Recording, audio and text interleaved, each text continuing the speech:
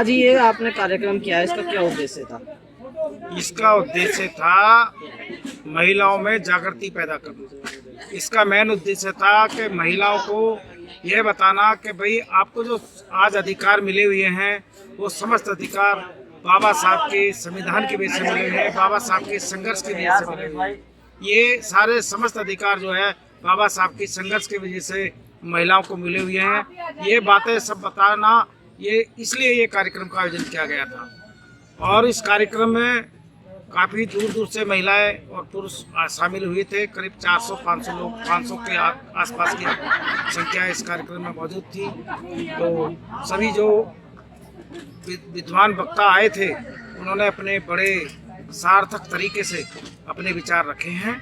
और जो यहाँ बैठे थे, जिन लोगों ने सुना इस कार्यक्रम को, उन्होंने भी इस कार्यक्रम की भूरी भूरी प्रशंसा की है। ये कार्यक्रम हम आगे भी इस तरह का करते रहेंगे। और अंबेडकर पार्क जन कल्याण सेवा समिति जो है हर महीने भी कार्यक्रम करती है और 6 महीने में तो एक बड़ा कार्यक्रम हर 6 महीने में एक बड़ा कार्यक्रम करती है। सर, पिछले साल आपने इसी जगह पे प्रोग्राम किया था और उस प्रोग्राम से इस प्रोग्राम कितना फर्क है? पिछले साल हमने 6 नवंबर को एक बड़ा कार्यक्रम किया था जिसमें धर्मांतरण कार्यक्रम हुआ था और घर वापसी का कार्यक्रम हुआ था, जिस कार्यक्रम में करीब 500 लोगों ने अपनी घर की वापसी करी थी। और वो कार्यक्रम जो हुआ था वो विधिवत कार्यक्रम हुआ था। उसमें जो है हमने उत्तराखंड में जो धर्मांतर कानून लागू है उस धर्मांतर कानून के तहत हमने जिलाधिकारी को अपने शपथ पत्र भेजे थे और शपथ पत्र भेजने के बाद विधिवत हमने प्रशासन से अनुमति ली थी। और प्रशासन से अनुमति लेने के बाद जो है यहाँ धर्मांतरण कार्यक्रम हुआ था और घर वापसी का कार्यक्रम हुआ था। और जो है इससे काफ़ी उत्तराखंड जो सरकार थी वो काफ़ी घबरा गई और फिर उन्होंने उस हमारे कार्यक्रम से प्रभावित होकर के ठीक 10 दिन के बाद जो है एक अमेंडमेंट ला करके उस कानून को जो है और कड़ा बना दिया।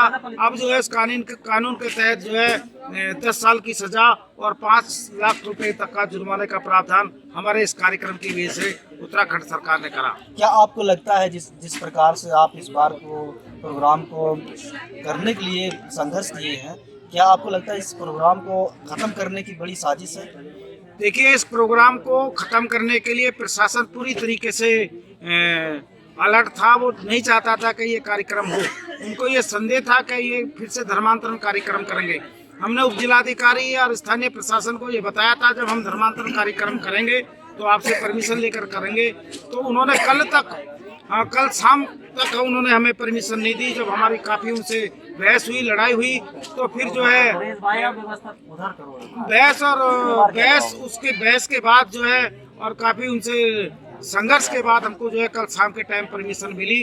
फिर शाम के टाइम भी यहाँ उप जिलाधिकारी और यहाँ के स्थानीय पुलिस आई और उन्होंने हमसे ये दबाव बनाया कि आपको इस कार्यक्रम की रिकॉर्डिंग करनी पड़ेगी।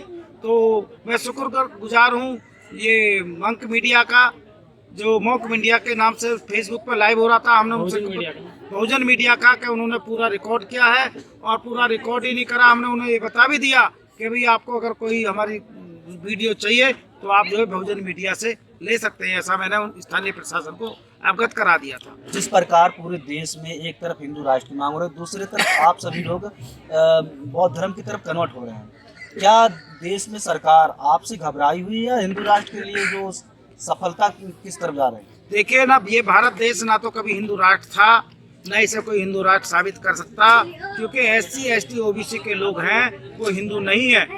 SC ST के लोगों को कोई हिंदू साबित कर नहीं सकता। अगर कोई साबित करेगा तो मेरा पहले भी मैंने ये बयान दिया था कि उन्हें हम 1 करोड़ रुपए, हमारी जो संस्था है अंबेडकर पार्क जन कल्याण सेवा समिति, उसे 1 करोड़ रुपए देगी।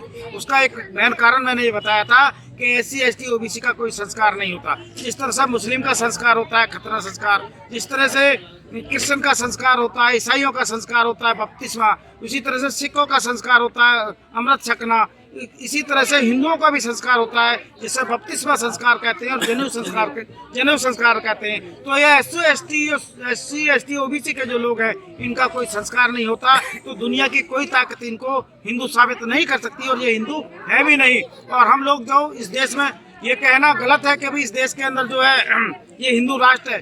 हिंदू राष्ट्र हो ही नहीं सकता। यहाँ तो मुस्लिम भी रहते हैं, या बौद्ध भी रहते हैं, या सिख भी रहते हैं, जैन भी रहते हैं, या पारसी भी रहते हैं। तो ये तो सरप्लस देश है। यहाँ पे भारत का देश का संविधान लागू है। जब तक बाबा साहब का संविधान लागू है इस देश को हिंदू राष्ट्र, ये सरकारें कितनी आएंगी ये मुंह से कहती रहेंगी वोटों के लिए, ये हिंदू राष्ट्र कभी बनने वाला नहीं है। ऐसा हमारा बहुजन समाज के लोगों का ये संकल्प है और हम कभी जीतो जी इस देश को हिंदू राष्ट्र नहीं बनने देंगे। हिंदू राष्ट्र से आप सभी को समस्या क्या है कि हिंदू राष्ट्र नहीं बनने देंगे? हिंदू राष्ट्र से समस्या ये है साहब कि हिंदू राष्ट्र अगर बन जाएगा तो मनुस्मृति लागू हो जाएगी। मनुस्मृति लागू हो जाएगी तो जो हमारे बहुजन समाज के जो बहुजन समाज को जो अधिकारों से वंचित करा गया था, शिक्षा से वंचित करा गया था, संपत्ति रखने से वंचित किया गया था और जो है अच्छा खाने से वंचित किया गया था, महिलाओं को और शूद्रों को अपमानित किया गया था, तो ये पुरानी व्यवस्था लागू कर देंगे। इसलिए जो है हिंदू राष्ट्र बनने से हम आपत्ति है। आज बाबा साहब के संविधान लागू होने की वजह से देश में जब बाबा साहब का संविधान लागू हुआ है तब से हमारा जो समाज है थोड़ा संपन्न हुआ है और हमें समता सत्ता आज़ादी मिली है। इसलिए हम हिंदू राष्ट्र किसी कीमत भी बनने नहीं देंगे। लेकिन आप कह रहे हैं हिंदू राष्ट्र नहीं बनने देंगे, लेकिन यहाँ के जो मुख्यमंत्री हैं उत्तर प्रदेश के वो तो एक बाबा हैं, वो तो चाहते हैं कि हिंदू राष्ट्र बने। देखिए ये भ्रमना है कि ये विडम्बना ही है कि यहाँ के जो बाबा हैं जिन्हें पूजा पाठ करनी चाहिए थी, हमारे जो कुछ लोग हैं जो अंधविश्वास में डूबे हुए हैं, ऐसे बाबाओं को मुख्यमंत्री बना करके बैठा रहे हैं। ये हमारे देश की विडम्बना है, ये अज्ञानता का कारण है और वो उसी कारण से जो है आज उत्तर प्रदेश में और अन्य जो राज्य हैं उनमें जो है लोगों के साथ उत्पीड़न किया जा रहा है और हम ये चाहेंगे कि इस तरह के बाबा आगे को मुख्यमंत्री ना बन पाए। नहीं, आप प्रयास कर रहे हैं, आप कह रहे हैं कि हिंदू राष्ट्र नहीं बनेगा, लेकिन इस देश में जो सरकार तो हिंदू राष्ट्र की चल रही है और वो हिंदू राष्ट्र कई बार ये भी बात उठी है कि संविधान बदलने का प्रयास चल रहा है, तो इसका आपका क्या कहना है? देखिए वो प्रयास में है, उनका पूरा प्रयास है। ये भी बताया जाता है कि हिंदू राष्ट्र जो है वो हिंदू राष्ट्र उन्होंने संविधान बना करके तैयार कर लिया है, लेकिन हम बहुजन समाज के जब तक इस तरह के कार्यक्रम करते रहेंगे, आंदोलन करते रहेंगे और ये कार्यक्रम समाज के लोग करते रहेंगे तो ये जो मनुवादी लोग हैं ये हमसे बौखलाए रहेंगे और ये हिंदू राष्ट्र बनाने में परेशान होंगे। जैसे कि हमने ये कार्यक्रम करा, इस कार्यक्रम से स्थानीय प्रशासन और यहाँ की सरकार परेशान है, तो इस तरह के कार्यक्रम जब हम करते रहेंगे तो ये हिंदू राष्ट्र नहीं बना पाएंगे। सर हिंदू राष्ट्र बनाने के लिए SC ST OBC तो एग्री है?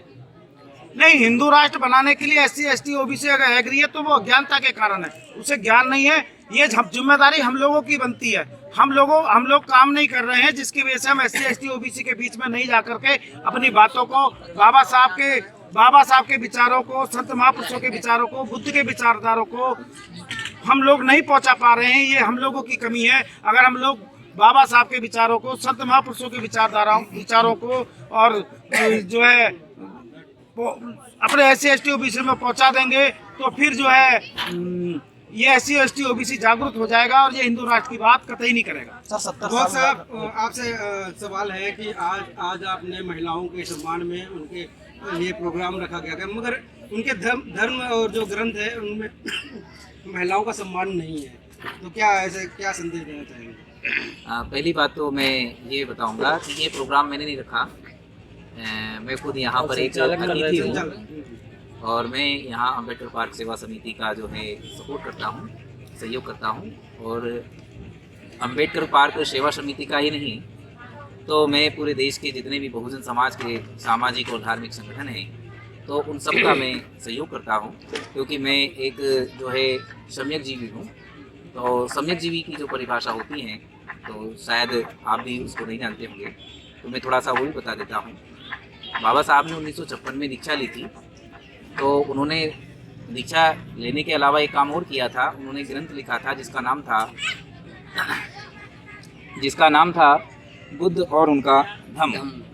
तो बुद्ध और उनके धम्म में उन्होंने ये जिक्र किया है और अपनी स्पीच में भी उन्होंने एक बात कही है कि हमें भिक्षुओं के साथ साथ हमें ऐसे भिक्षु भी चाहिए जो सिविल ड्रेस में रहें और धर्म का प्रचार प्रसार कर सके।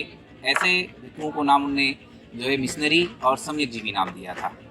तो हमारा जो जीवन है, जो सम्यक जीवी का जीवन होता है, तो वो बाबा साहब के अकॉर्डिंग, जो बाबा साहब भिक्षु संघ को बनाना चाहते थे, तो हम बाबा साहब के अकॉर्डिंग भिक्षु हैं, तो हम धर्म का प्रचार प्रसार करते हैं। इसलिए हमारा जितने भी बहुजन समाज के सामाजिक संगठन हैं और धार्मिक संगठन हैं, उन सब से हमारा रिश्ता है, वो सभी हमारे संगठन हैं। तो उनमें हम सब में संगठनों में जाते हैं, जो भी हमें बुलाते हैं। एक अंतिम सवाल, आज ओबीसी भी जागृत हुआ है, शूद्र की परिभाषा भी संसद में और विधानसभा में गूंज रही है कि मैं शूद्र हूँ और इस तरह की बातें आ रही है। लेकिन और अभी 14 अप्रैल भी आने वाली है, बाबा साहब की जयंती भी पूरे देश में सबसे ज़्यादा पूरे विदेशों में बनती है, लेकिन इसका क्या कारण है कि जो बहुजन है वो सरकार नहीं बना पाती? कैसे सरकार बने? तो देखो, सरकार का तो ये राजनीतिक सवाल है, लेकिन जहाँ तक बात आती है कि भाई शूद्र, तो शूद्र का मतलब होता है गुलाम। किसका गुलाम? तो ये आप सभी जानते हैं कि शूद्र कोई मुसलमान का गुलाम तो है नहीं, कोई ईसाई का गुलाम तो है नहीं, कोई सिख का गुलाम तो है नहीं, तो किसका गुलाम है? तो वो हिंदू का गुलाम है। सर, आपसे सवाल है कि आज भी वो स्थिति है देश में बरकरार है कि कोई दूल्हा घोड़ी पे नहीं बैठ सकता, मूंछ नहीं रख सकता, घड़े से पानी निकालो उसे मार दिया जाता है, मंदिर में जाओ तो उसे मार दिया जाता है, और आप कह रहे हैं कि हिंदू मतलब कि राष्ट्र नहीं होगा, तो कैसे मतलब लोगों के बीच में जाएंगे और जागृत का कैसे? देखो भैया, हमने जो है SC ST OBC जिनको शूद्र कहा जाता है, हमने इनको जगाने के लिए अपने तन से, मन से, धन से जो है, तन से, मन से, धन से पूरा हमने सहयोग करके और महिला जागरूकता सम्मेलन का आज एक आयोजन किया है। ये आयोजन हमने इसलिए किया है कि जो हमारे समाज की महिलाएं हैं, हमारे जो शूद्र समाज की महिलाएं, ये जागरूक हों, पुरुष जागरूक हों।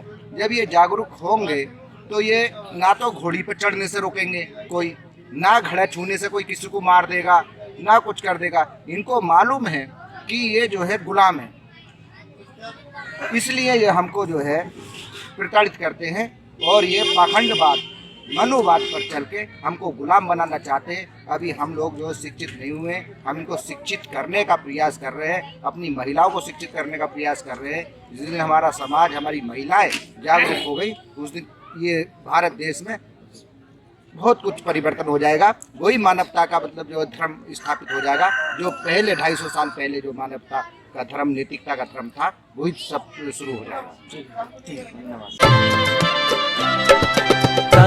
तथागताची तत्व प्रणाली